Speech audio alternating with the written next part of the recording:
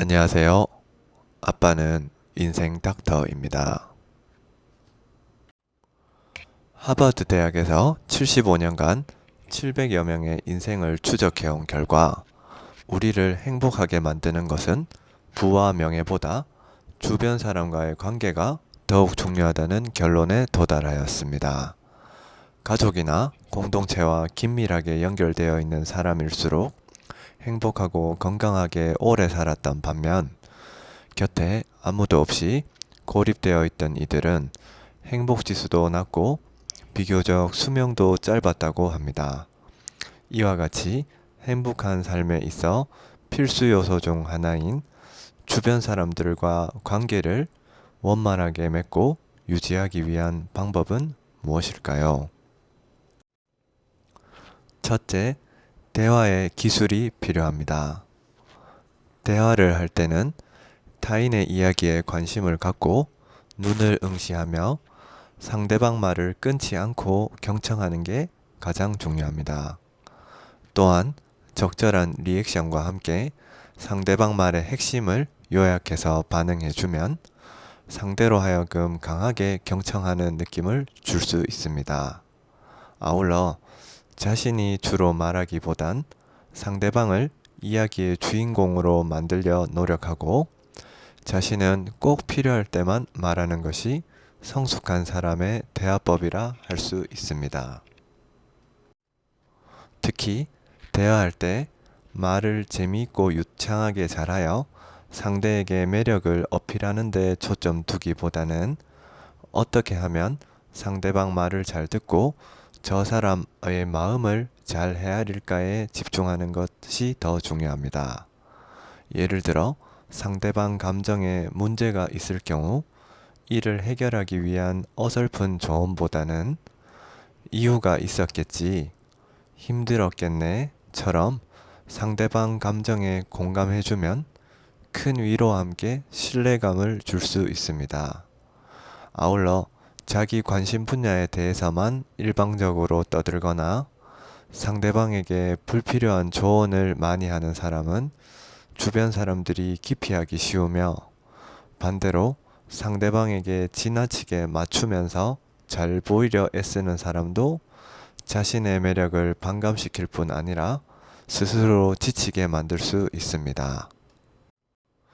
따라서 대화를 할 때는 너무 자기 중심적이거나 타인 중심적이어도 곤란하며 서로 대등하게 균형을 맞추는 게 좋습니다.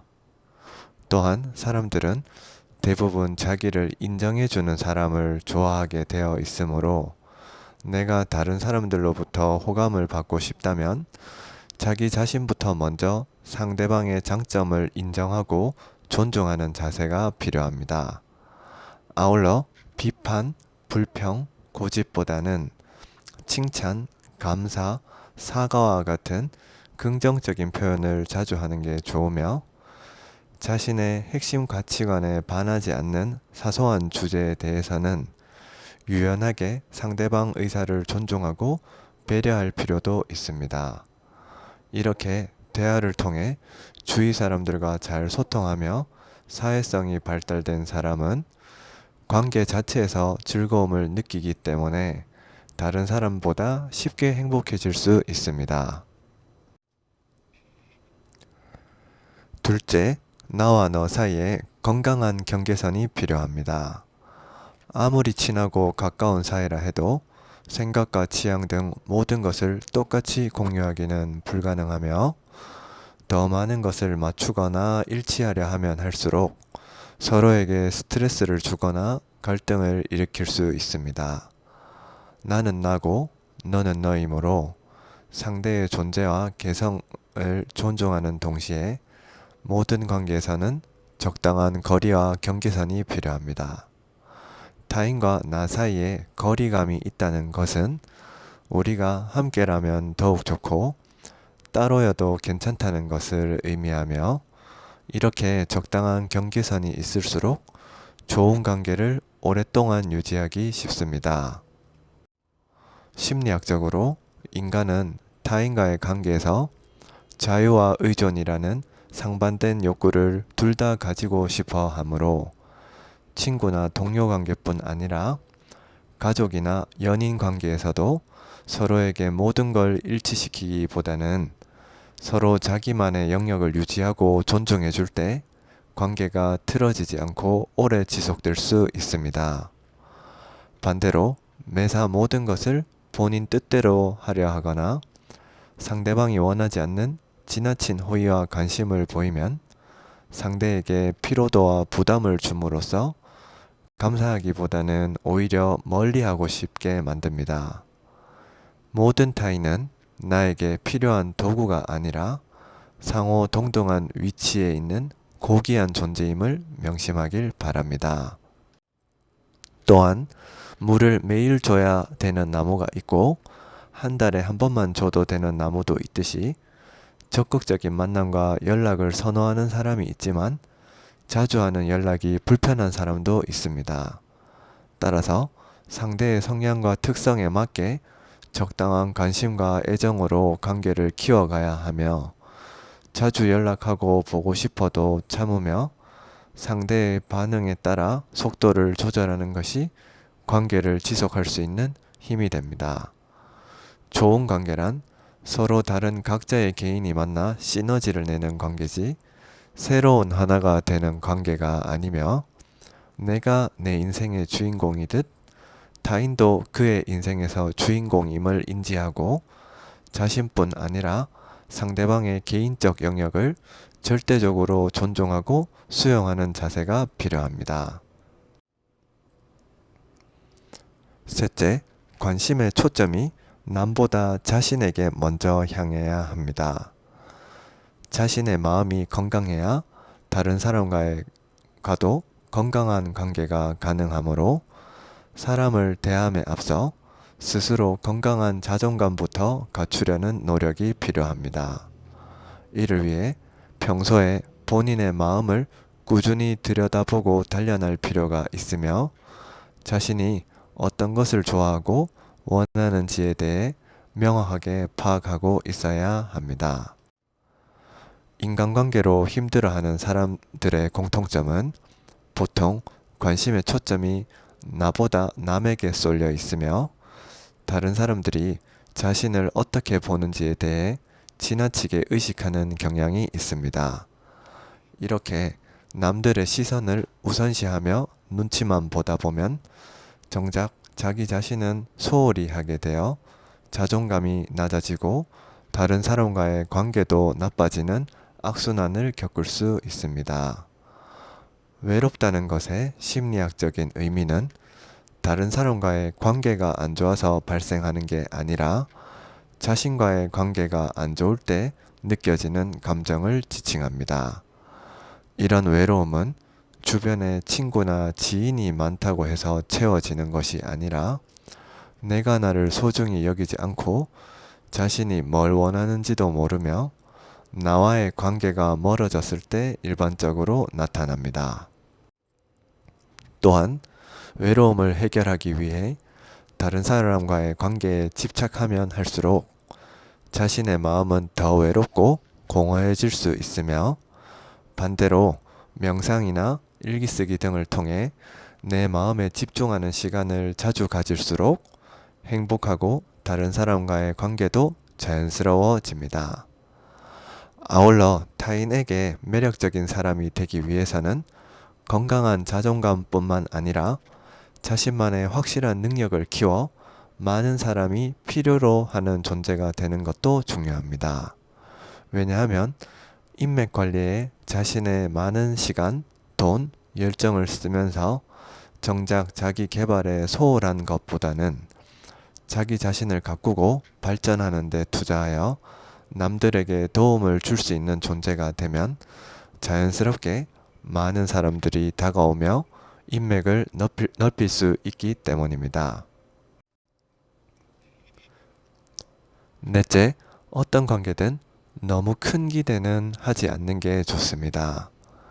세상에 완벽한 사람은 없으며 누구든지 단점이 있으므로 아무리 호감 가는 대상일지라도 너무 잘 보이려고 애쓰거나 의지하지 않는 자세가 필요합니다.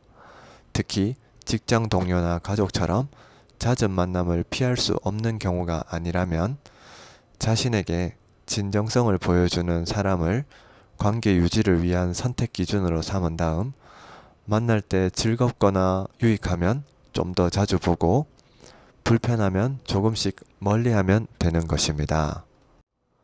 또한 관심의 정도가 상호적이지 못하고 한쪽으로 일방적으로 치우친 관계나 상대방을 지나치게 의식하며 기분 변화에 예민하게 반응하는 관계도 피하는 것이 좋습니다. 아울러 양쪽 모두에게 편한 관계가 가장 좋지만 한쪽만 편한 관계는 건강하지 못한 관계이므로 깨지기도 쉬우며 차라리 양쪽 모두 불편한 관계가 한쪽만 편한 관계보다 더 오래 지속되는 면이 있습니다. 또한 내가 아무리 사람들에게 호의적인 모습을 보여도 싫어하는 상대가 있을 수밖에 없고 반대로 내가 아무리 별로라도 있는 모습 그대로의 나를 좋아하는 사람도 있습니다. 아울러 오랫동안 좋은 관계로 지내오다가 어느 순간 싫어지고 멀어지는 관계도 있고 시간이 지날수록 자연스럽게 친해지고 좋아지는 새로운 관계도 있습니다. 따라서 좋은 관계를 맺거나 유지하기 위해 최선을 다하되 나를 싫어하거나 멀어지는 사람도 있다는 것을 받아들일 필요가 있으며 친한 친구 역시 단절되거나 바뀔 수 있으므로 변화되는 관계에 너무 일희일비하지 않는 게 중요합니다. 또한 어려울 때 서로 도움을 주고받을 수 있는 관계도 좋지만 같이 있으면 아무 이유도 없이 즐거운 정서적 만족감을 주거나 좋은 정보와 기회를 교환하고 각자가 원하는 가치를 얻을 수 있는 관계도 중요합니다. 다섯째, 상대의 무례한 말에는 완곡한 거절이 필요하고 괴롭힘에는 단호한 대응이 필요합니다. 직장에서 자신을 괴롭히거나 힘들게 하는 상사나 동료가 있을 때 그렇게 심하지 않은 경우라면 우선 참고 버티며 그 자리를 유지할 필요가 있습니다. 왜냐하면 이런 역경을 극복하면서 얻은 인내심은 원만한 사회생활을 계속하게 만드는 든든한 자양분이 될 수 있으며 언젠가는 그 사람과의 관계가 좋아질 수도 있고 둘 중 한 사람이 다른 부서로 이동하게 되는 등 의외로 쉽게 문제가 해결될 수 있기 때문입니다. 하지만 객관적으로 봐도 너무 심하게 괴롭히는 언행이 장기간 지속될 경우에는 거부 의사를 당당하게 표현할 수 있어야 하는데 다만 이때 성급하게 자존심만 내세우거나 감정 조절을 못해 언성을 높이는 것은 지양하는 게 좋습니다.